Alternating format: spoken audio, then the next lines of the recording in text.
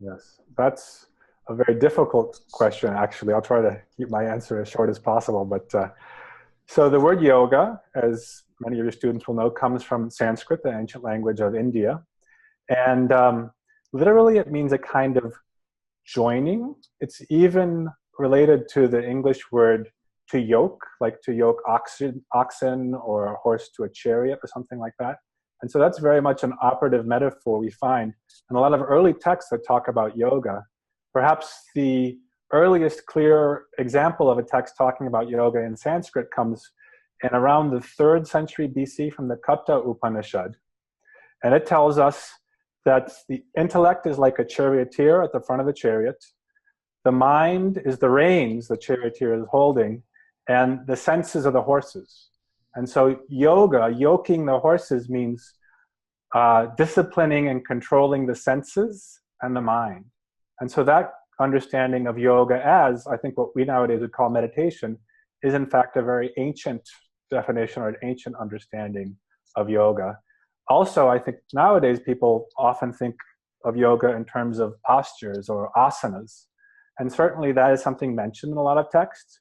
But I think it's a mistake to say, well, I do yoga and meditation, because yoga really is a meditation. You could say that other bodily practices like postures or breath control are described in various texts as kinds of auxiliaries to yoga, helpers or things to help you successfully achieve this state of mental focus or mental control.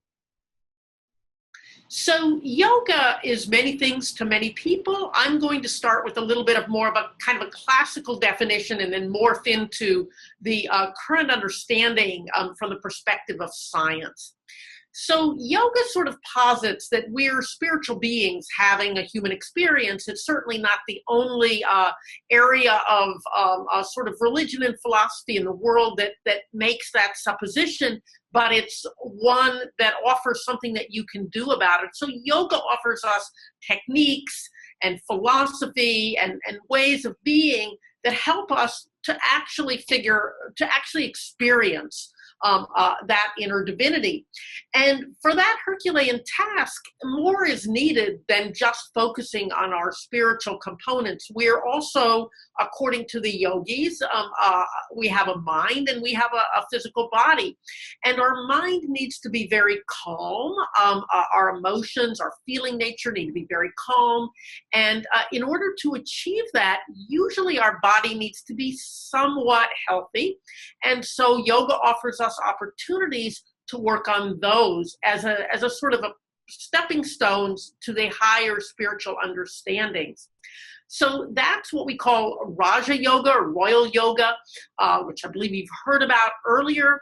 And this has sort of been adapted for more of a focus on the physical and mental. And the old ancient yogis adapted it using something called Hatha Yoga, which is sort of the physical branch of Raja Yoga. And modern yoga has adapted even Hatha Yoga even further, focusing more on the body and the mind, keeping them well, which is what you get when you normally go to yoga classes. And there's more therapeutic branches that try to use the postures and the breathing exercises and possibly meditation and relaxation and some of the other components of yoga for the purposes of making us feel better. So the National Center for Complementary and Integrative Health, which is the branch of the National Institutes of Health that investigates some of these non-traditional therapies, would define yoga as a mind and body practice with origins in ancient Indian philosophy, and it goes on to classify them. A great question, and my response to that doesn't come from a place of expertise personally. I've certainly practiced yoga in my own life and appreciated the masters who have been able to teach that to me. So from that angle, the way I think about yoga is that it is an exercise in awareness of our mind and body, and of deliberately moving our minds and bodies in a manner that is structured and conducive of well-being. A lot of times when I've done yoga, there's a focus on the breath. We know that the breath is wildly important to our capacity to regulate emotions and to recover from difficult states. So in a way, yoga is sort of helping us be stronger at working with our breath and at using our bodies in a deliberate and healthful manner. There are hundreds of definitions of yoga. And what we like to think of is the broader framework of mind-body practices, which have to do with practices that involve using the mind and the body together and the communication between the two for healing, for self-healing. And this includes balancing the stress system and helping us cope with the stresses of life and how they affect us, as well as our physical health, because more and more we're discovering the importance of the mind-body connection. And yoga, which is thousands of years old, has developed a tremendous variety of practices. I mean, in ancient times, and even in most of the world today, most of the self-care and healthcare is based on herbs and natural things and mind-body practices. And mind-body practices includes yoga, qigong, tai chi, and many indigenous practices, the names of which are not as well known.